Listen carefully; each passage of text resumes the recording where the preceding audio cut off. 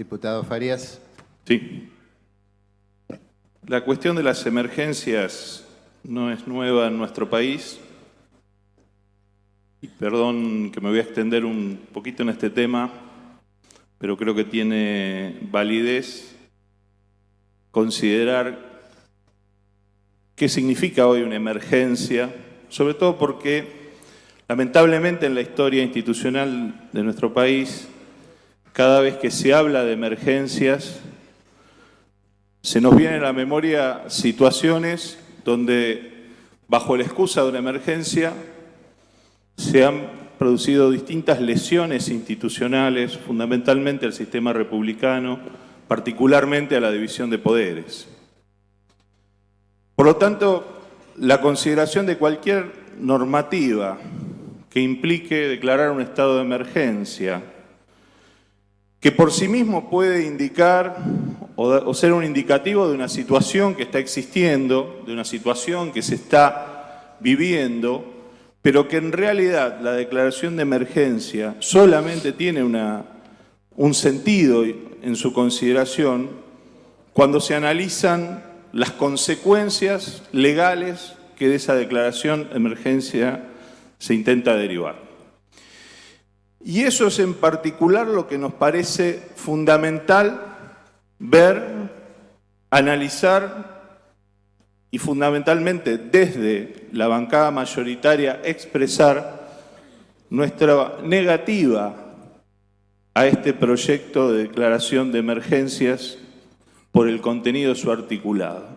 Por un lado, por la declaración misma de las emergencias. Y acá digo, primero, en lo que a técnica legislativa se refiere, considerar globalmente distintas emergencias en un solo cuerpo legal solamente puede hacerse de una manera muy justificada y en la medida que cada una de esas declaraciones de emergencias contenidas en el cuerpo legal tenga un detalle exhaustivo, no solo en la justificación de que esa emergencia tiene que declararse, sino de que justifique que se ha declarado una emergencia para distintas áreas del gobierno con efectos distintos. Y lo que vemos hoy en este proyecto que estamos considerando es que hay una declaración de distintas emergencias, pero con casi un mismo y un solo efecto, que es lo que me voy a permitir desarrollar en esta breve intervención.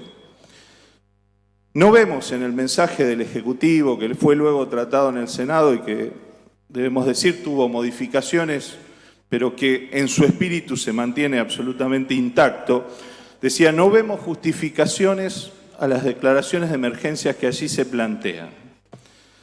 Nos parece que cuando se habla de la emergencia de las contrataciones públicas en sí mismo, no estamos hablando más que de una herramienta jurídica que tiene el Estado para lograr determinados objetivos y que en sí misma no consideramos que pueda estar en emergencia, sino que las contrataciones públicas, justamente, el tratamiento que el Estado le dé a las contrataciones que tiene con particulares o con otros entes estatales o paraestatales o semiestatales, de ese tratamiento es un efecto derivado de una declaración de emergencia. Por eso que en realidad allí técnicamente, más que hablar de una emergencia de contrataciones, debiéramos considerar que las contrataciones pueden cambiarse o modificarse, que es lo que propone la norma, por efecto de la declaración de emergencia. No nos parece que sea de buena técnica legislativa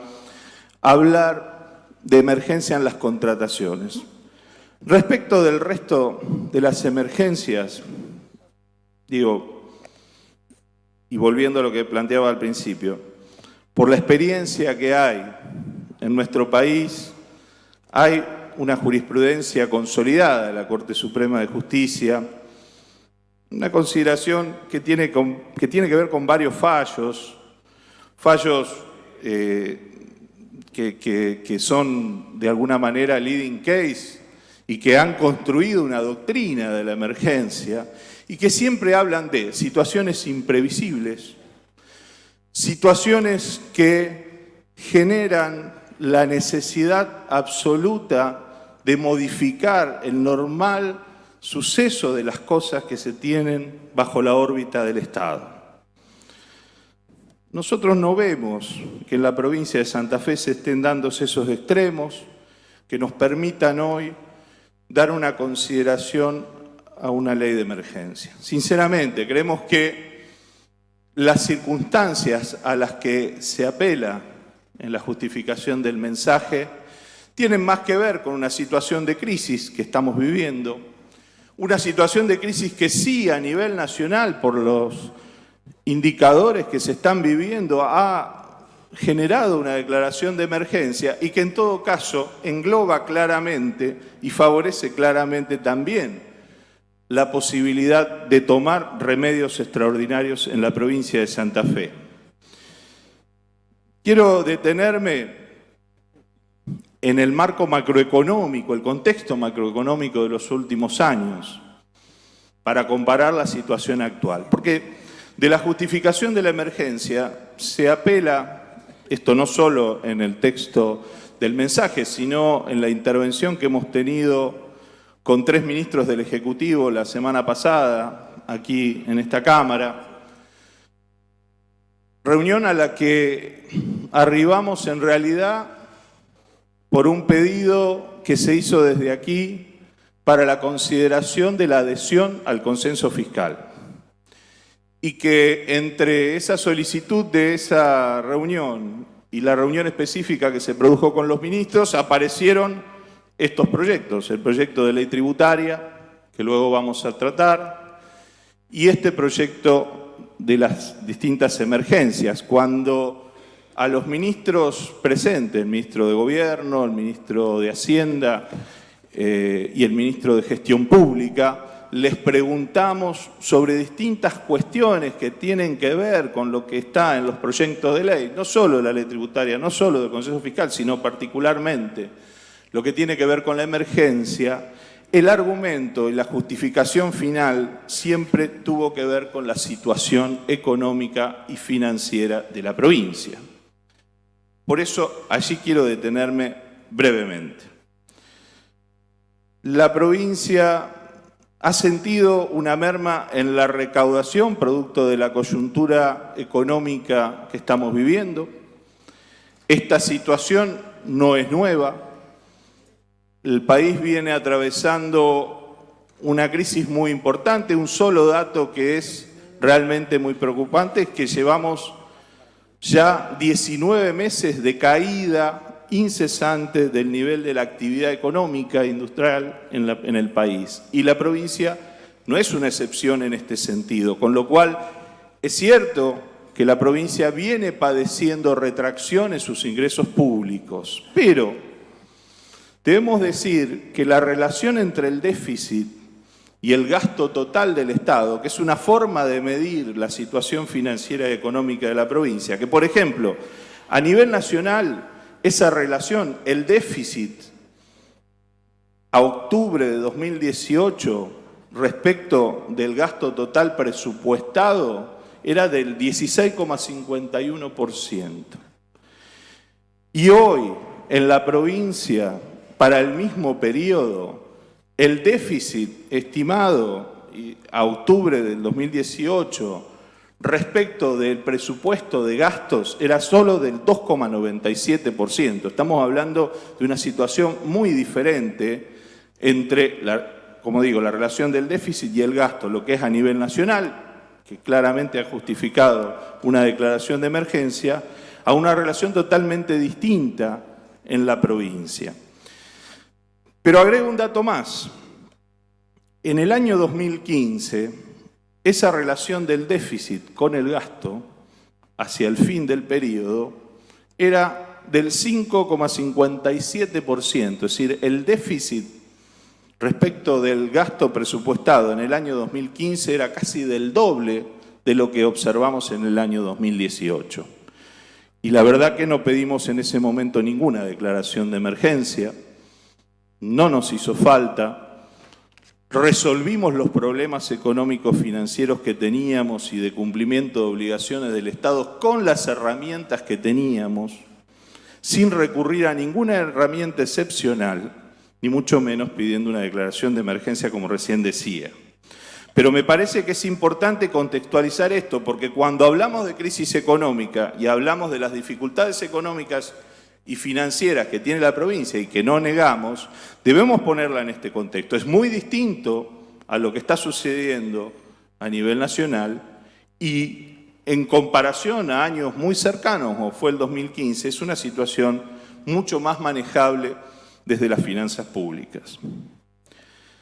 Pero aún así, entendiendo que esta crisis es profunda y entendiendo también la necesidad que un nuevo gobierno, o un gobierno que recién asume tiene, de tener herramientas para paliar esta situación, hacia fines del mes de noviembre, cuando se estaba tratando el presupuesto del año 2020, y este presupuesto había obtenido media sanción en el Senado, se abrió una instancia, merced a la misma vocación de quienes estábamos en el gobierno y fundamentalmente suya, señor presidente, como gobernador, de acercar a los equipos técnicos del gobierno, en ese momento, del gobierno electo, la posibilidad de incluir modificaciones en ese proyecto que ya tenía media sanción en el Senado.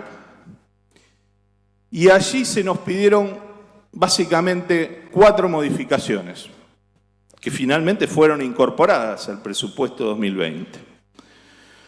Una, la posibilidad de que los mayores recursos del presupuesto sean de libre disponibilidad por parte del Ejecutivo.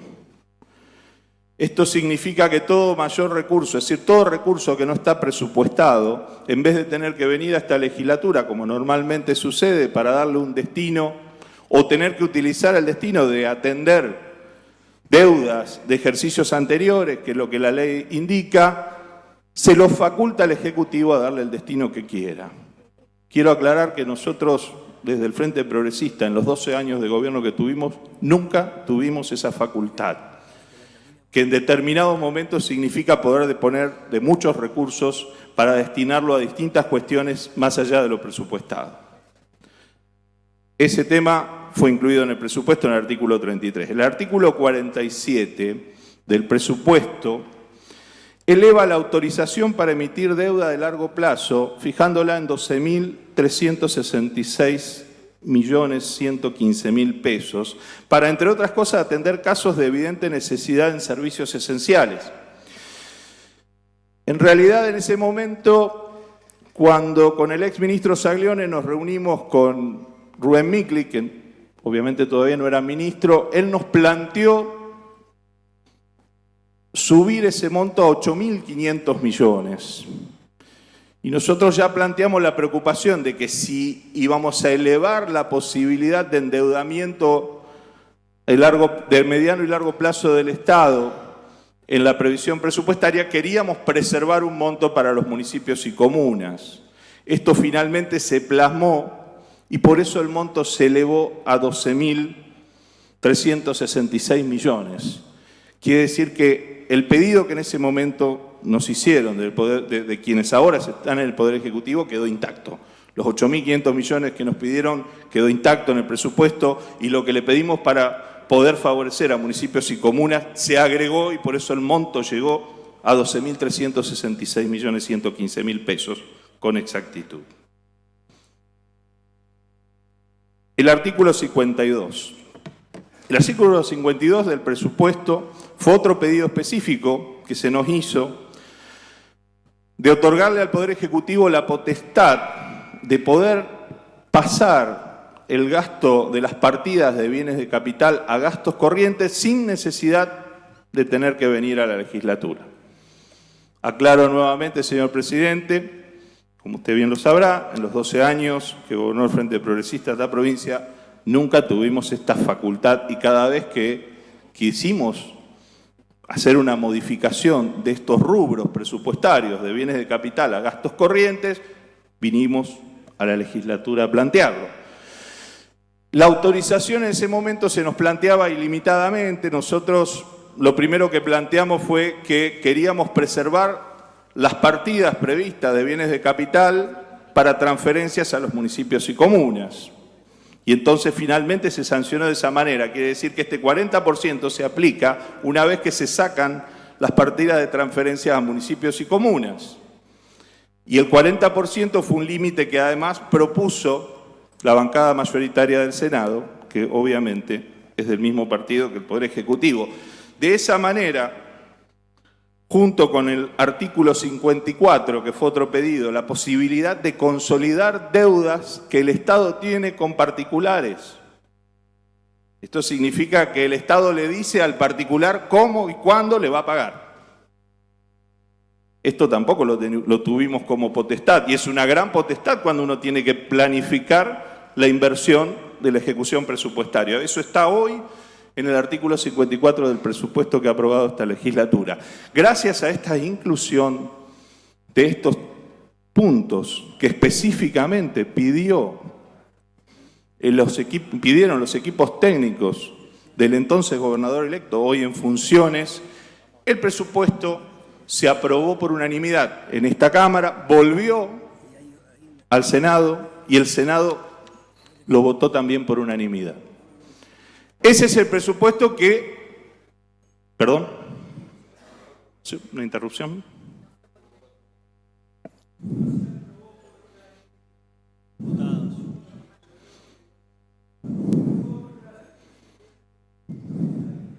Perdón.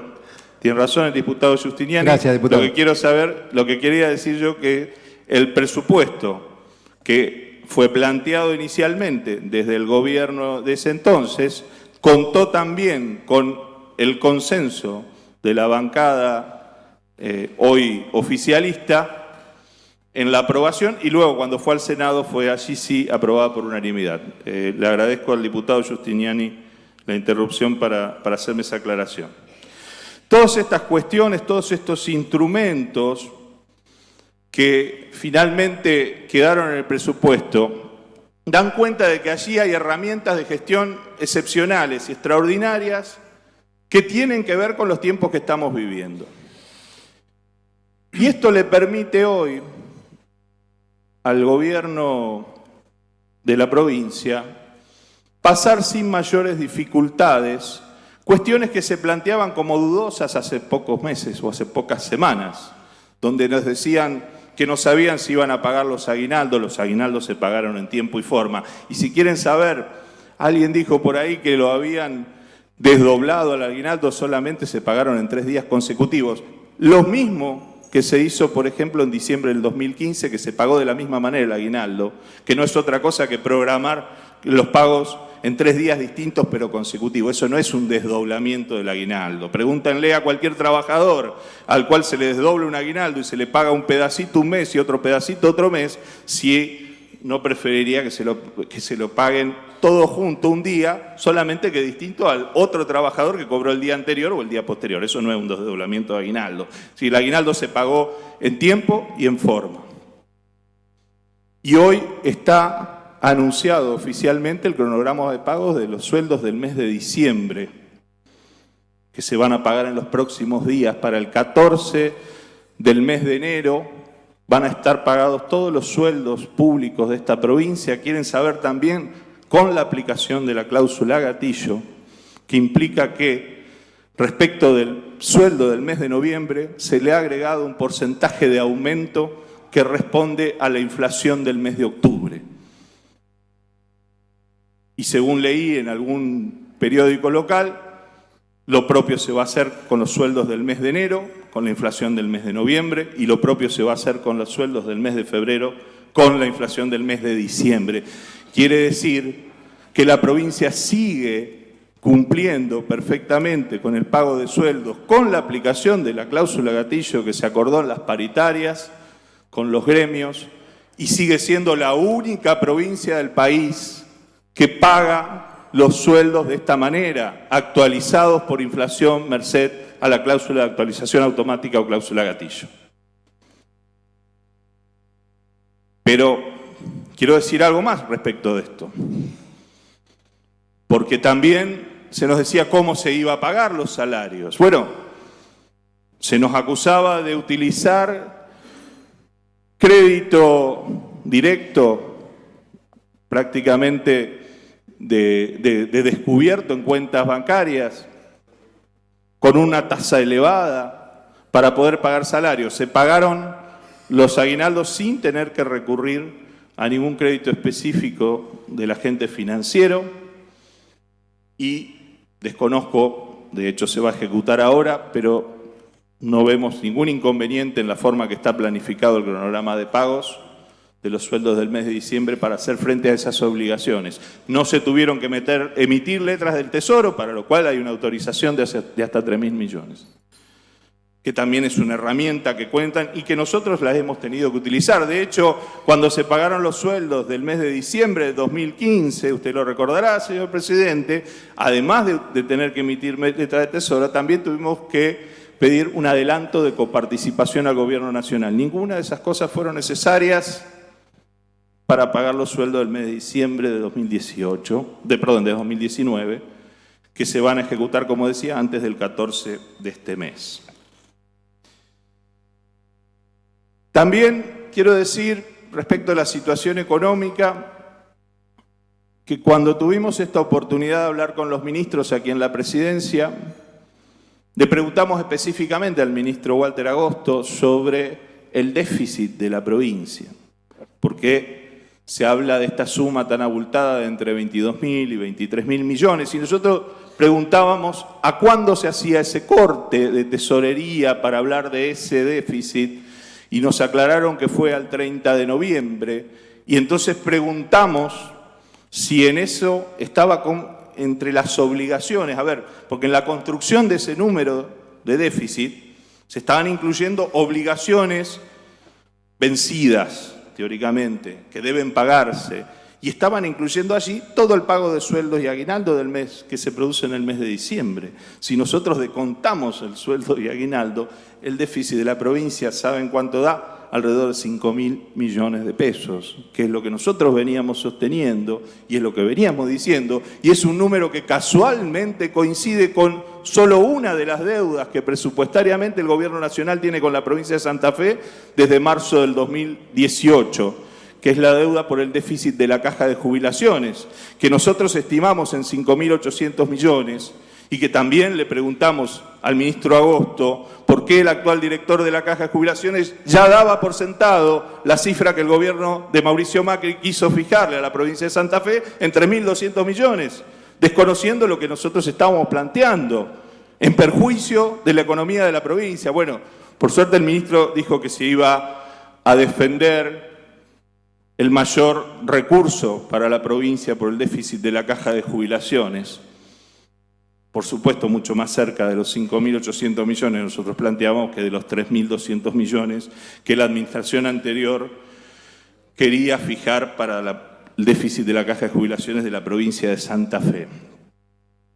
Con lo cual, y en síntesis respecto de la situación general, hay crisis económica en la Argentina, hay declarada una emergencia económica en la Argentina, la provincia de Santa Fe no escapa a esa situación, pero gracias a la administración que por muchos años se ha hecho en esta provincia, responsable de los recursos, y porque se han tomado previsiones a tiempo, la provincia de Santa Fe todavía cumple puntualmente con sus obligaciones, y más allá de los atrasos que pueda tener en pagos a proveedores o a contratistas de obra, las obras siguen ejecutándose en la provincia y los servicios se siguen prestando. Por eso la situación de crisis económica no amerita, señor presidente, a nuestro juicio, la declaración de una emergencia económica que tenga como consecuencia otorgarle facultades, potestades que tiene esta legislatura y que no tiene por qué concederle o cederle al Poder Ejecutivo cuando no están dadas esas condiciones.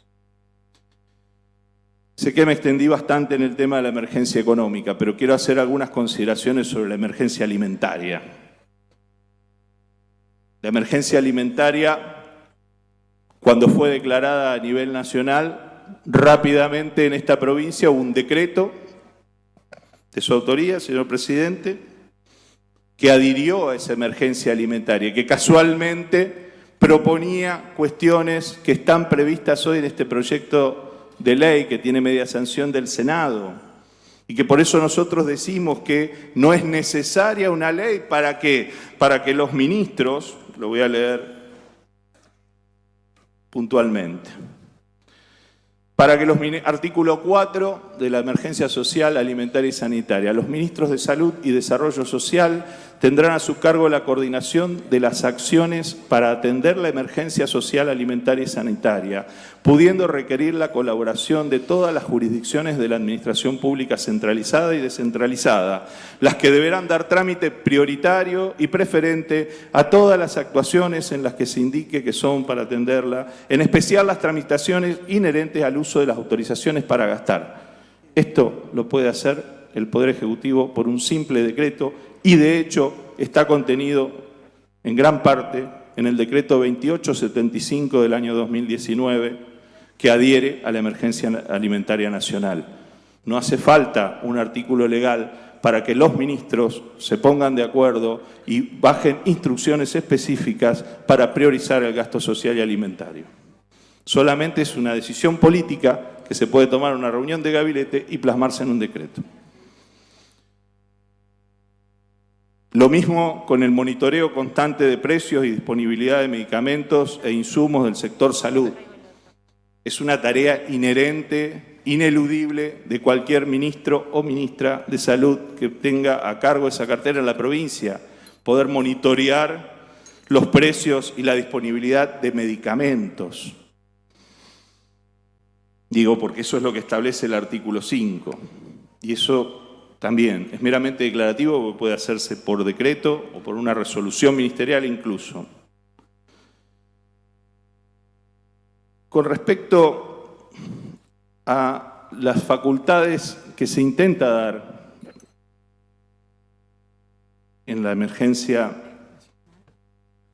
está dentro de la emergencia social alimentaria y habla de los planes derivados de la emergencia sanitaria y se refiere específicamente a la producción del laboratorio industrial farmacéutico, el LIF, que es una sociedad del Estado.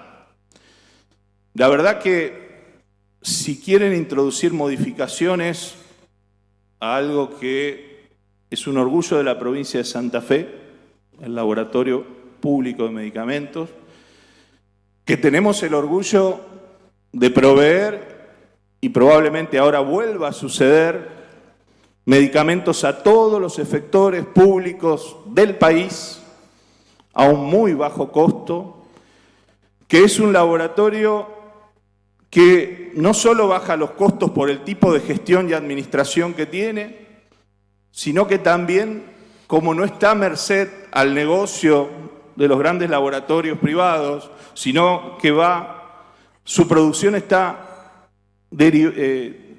dirigida a las necesidades sanitarias que pueda tener la provincia o a pedidos especiales. Es un laboratorio que hasta desarrolla drogas huérfanas, aquellas que ningún laboratorio del mundo quiere producir porque no son rentables. Tenemos el orgullo de que se han realizado aquí. Si queremos hacer una modificación al estatuto de funcionamiento, a las potestades y al régimen de compras del laboratorio farmacéutico, del laboratorio del Estado, por favor les pedimos que vengan el día que quieran, el 2 de enero, el 3, el 5, no tenemos ningún problema, que nos expliquen realmente qué es lo que quieren hacer, qué es lo que necesitan, porque eso no tiene nada que ver con una declaración de emergencia. Y estamos totalmente dispuestos a hacer cualquier cosa que haya que hacer para mejorar y que ese laboratorio pueda producir cada vez más, mejores drogas, y ojalá toda la provisión de medicamentos de los efectores públicos de salud de esta provincia y también de los privados, que hay muchos que compran en los laboratorios públicos de la provincia y de la ciudad de Rosario también, ojalá todas las drogas las pudiéramos fabricar allí, si hubiera una política más fuerte nacional que no tuvimos acompañamiento en los últimos años. Quiero decir algo también respecto de todo el régimen excepcional que se prevé en la ley. No voy a hacer un detalle artículo por artículo, por más de que lo tengo, porque sería muy extenso, pero sí, digo, las excepciones a las contrataciones y a las compras que se prevén en distintas partes de esta ley de emergencia apuntan fundamentalmente a que todas las compras durante 1 año y medio, por regla general, las compras y las contrataciones se realicen en forma directa. Esto es, obviando todo tipo de licitación pública, licitación privada o concurso de precios. Es decir, obviando los más elementales principios de transparencia en la contratación pública, competencia y libre concurrencia y, por supuesto, la razonabilidad de los precios. Por supuesto que estamos de acuerdo que cuando hay emergencia y es necesario adquirir o contratar un determinado servicio y hay que hacerlo ya y no hay tiempo para esperar y no hay tiempo para realizar los procesos de contrataciones, hay que hacerlo en forma directa, sí. Solamente controlar que el precio que se esté pagando esté dentro de los márgenes que el mercado, por eso tiene que tener por lo menos 3 propuestas de precios realizadas rápidamente o algún indicador de que la compra directa está vinculada con precios razonables de mercado. Estamos de acuerdo, está en la ley de contabilidad de la provincia. Lo pueden hacer hoy, lo pueden hacer mañana. Lo hemos hecho, hemos estado muchos años en gestión en distintas maneras y por millones de pesos. Si la situación de emergencia y de necesidad así lo amerita y si se justifica adecuadamente por las áreas correspondientes administrativas, que las hay y son muy buenas en el estado santafesino, esa contratación y esa compra directa puede realizarse sin ningún tipo de problema. De allí a que por 36 meses, por 1 año y medio, 18 meses, por 1 año y medio, estemos con que la regla sea la contratación directa y la compra directa y la excepción, la licitación, me parece un exceso claramente que no se justifica en las situaciones que estamos planteando. Y además, en una contradicción en la técnica legislativa bastante rara e inentendible, también la ley fija aumentar los montos para proceder a la contratación, a la licitación privada y al concurso de precios. Son contradictorias las dos normas claramente porque si estamos estableciendo que la regla de la contratación directa, evidentemente lo otro no tiene mayor sentido. También, con respecto al texto de la ley, se proponen, además de las contrataciones, reforzar y aumentar los topes de las herramientas que ya tienen previstas en el presupuesto. Esas herramientas excepcionales de las que hablaba al principio y que fueron incorporadas merced a un entendimiento que realmente tuvimos entre la media sanción del Senado y la sanción aquí en la Cámara de Diputados. Solamente que a ese monto que nosotros preveíamos y que en ese momento acordamos, de los 12.366 millones, piden elevarlo aún más, a 15.000. Piden elevar la posibilidad de emitir letras de tesorería a 6.000 millones, cuando hoy está en 3.000, es decir, duplicarlas. Piden eliminar ese tope del 40% a la posibilidad de cambiar el destino de las partidas de gasto de capital a gastos corrientes, pero lo que es más grave, sin el límite de no afectar las partidas de transferencia a municipios y comunas. Y la verdad que, les digo con toda sinceridad, desde la bancada mayoritaria no estamos negados a analizar en algún momento del año, de la ejecución presupuestaria, si fuera necesario aumentar esos montos, pero el año 2020 todavía no ha iniciado. El presupuesto 2020 lo tienen íntegro, todavía no empezaron a ejecutarlo, todavía no utilizaron ninguna de esas herramientas previstas en el presupuesto y ya están pidiendo aumentarlas. La verdad que es muy difícil que nosotros podamos acceder razonablemente a darle ese aumento cuando no hay una justificación de por qué lo que ya se previó hace pocas semanas pareciera que no les va a alcanzar. Cuando queda transitar todo el año, y los que saben cómo se ejecuta un presupuesto saben que el presupuesto durante el año va teniendo modificaciones y va teniendo situaciones distintas respecto de los ingresos y los gastos. Y acá vamos a estar.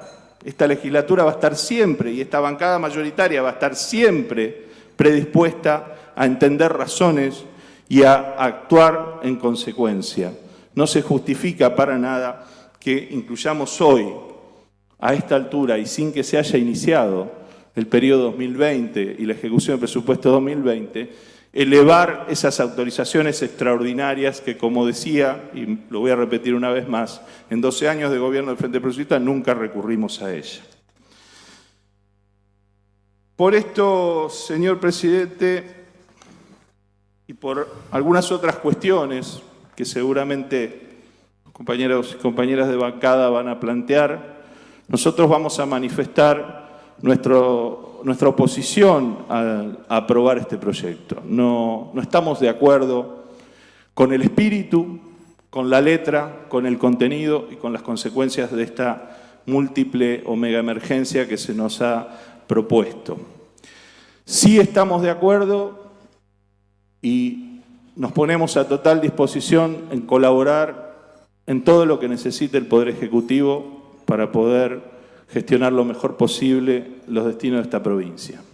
Insisto, no hay problema el mes de enero, no hay problema sábado, domingo. Los que venimos de muchos años de gestión sabemos que muchas veces hay que renunciar a las vacaciones, al descanso. Nuestras familias saben lo que es no poder contar con nosotros en muchas fiestas importantes o fechas importantes, así que no tenemos ningún inconveniente en seguir haciéndolo desde este lugar y vamos a estar totalmente disponibles. Lo que no podemos es avanzar sobre una ley que dé excesivas potestades y que en algunos casos inclusive, no me he detenido puntualmente en el articulado, pero inclusive se cometen cuestiones que rayan con la inconstitucionalidad. No quiero dejar pasar algo que me parece particularmente grave. Cuando se habla de la emergencia en seguridad, la cual esperemos que el ministro Saín termine de hacer el relevamiento, que hace pocos días ha anunciado que le va a llevar hasta el mes de febrero, tener un relevamiento completo. Hay un artículo, tengo textuales palabras de él, que hasta el mes de febrero, recién el mes de febrero van a tener una evaluación completa de la situación de la policía, de la seguridad y de los indicadores en la provincia. Cuando termine de hacer esa evaluación, no tenemos inconveniente en sentarnos y evaluar cuáles son los mejores remedios, pero lo que prevé la ley en particular son potestades que no se condicen con la legalidad con la que se viene manejando la provincia de Santa Fe. Por ejemplo, habilitar sumas no remunerativas, es decir, pago en negro, no solo para personal policial, sino para personal de la administración pública en general, es retroceder muchísimo en esta provincia. Nosotros logramos eliminar todas las sumas en negro del salario de los trabajadores de la provincia de Santa Fe y logramos eliminar todas las sumas en negro de los salarios de los policías de la provincia de Santa Fe. Y lo decimos con orgullo, no con orgullo de un gobierno, con orgullo de una sociedad y con orgullo de un Estado que supo blanquear y hacer lo que se le pide a los particulares, a los que les pedimos que no paguen a nadie en negro, que paguen impuestos, que paguen aportes patronales y que lo mínimo que puede hacer el Estado es hacer exactamente lo mismo. Bueno, en la provincia de Santa Fe no hay sumas en negro. Todas las sumas que existen en los salarios están blanqueadas. Y no se puede volver a traer esto, salvo que esto sea un anticipo de lo que se va a plantear desde el gobierno en las próximas paritarias. Y en todo caso quisiéramos escuchar a las entidades sindicales sobre esta cuestión. Lo mismo con respecto a las resoluciones contrarias al personal policial que se propone declararlas como irrecurribles. Esto probablemente sea inconstitucional. Que no se pueda recurrir una resolución del Estado, que no se pueda recurrir un acto administrativo. Mucho más si lo que se pretende en esa recurribilidad es que tampoco se pueda acudir a la justicia. Ahí sí, estoy convencido que es inconstitucional. Pero también creo que los actos administrativos, por su propia naturaleza, deben permitir ser cuestionados, al menos por los interesados. Bueno, en síntesis, señor presidente, creemos que por estos argumentos y por el contenido y el espíritu de esta norma, no podemos acompañar la aprobación de la misma. Muchas gracias. Gracias, diputado.